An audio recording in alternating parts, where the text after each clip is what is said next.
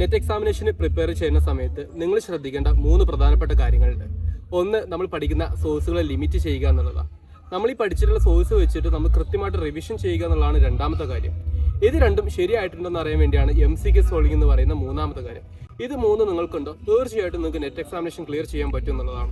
UGC net history പരീക്ഷയ്ക്ക് നിങ്ങൾ തയ്യാറെടുക്കുന്നില്ലെങ്കിൽ നേരത്തെ പറഞ്ഞ 3 കാര്യങ്ങൾക്ക് അത്ര ഇമ്പോർട്ടൻസ് കൊടുക്കുക.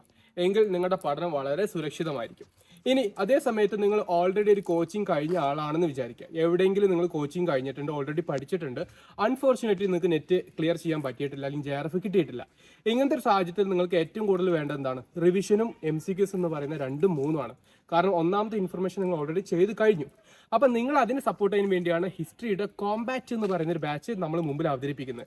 അതിലൂടെ നിങ്ങൾക്ക് periodic time table, periodic revision, അതിൻ്റെ കൂട്ടത്തിൽ യൂണിറ്റ് ടെസ്റ്റ്, വീക്ക്ലി ടെസ്റ്റ്, അതുപോലെ മന്ത്ലി ടെസ്റ്റ്, ഇങ്ങനത്തെ ഒരുപാട് ടെസ്റ്റുകൾ ലഭിക്കുന്നതോടുകൂടെ നിങ്ങളുടെ പ്രിപ്പറേഷന് തീർച്ചയായിട്ടും നല്ലൊരു ഗൈഡൻസ് ലഭിക്കുന്നു, ഒരു ഫോഴ്സ് ലഭിക്കുന്നു, നിങ്ങളെ കൂട്ടത്തിൽ ഇരുന്ന് പഠിക്കുന്ന രൂപത്തിലോട്ട് നിങ്ങളെ സെറ്റാക്കി എടുക്കുന്നു.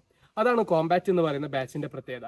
അപ്പം നിങ്ങൾ ആരെങ്കിലും ഒരു കോച്ചിങ് എടുത്തിട്ടുള്ള ആളാണ് എങ്കിൽ, അല്ലെങ്കിൽ സ്വന്തമായിട്ട് പഠിച്ചു കഴിഞ്ഞിട്ടുള്ള ഒരാളാണെങ്കിൽ തീർച്ചയായിട്ടും ഈ ഒരു കോമ്പാക്റ്റ് ബാച്ച് നിങ്ങൾക്കുള്ളതാണ്. ഉടനെ തന്നെ ഇതിൻ്റെ അവസരം നേടിയെടുക്കാൻ വേണ്ടി ശ്രമിക്കുക.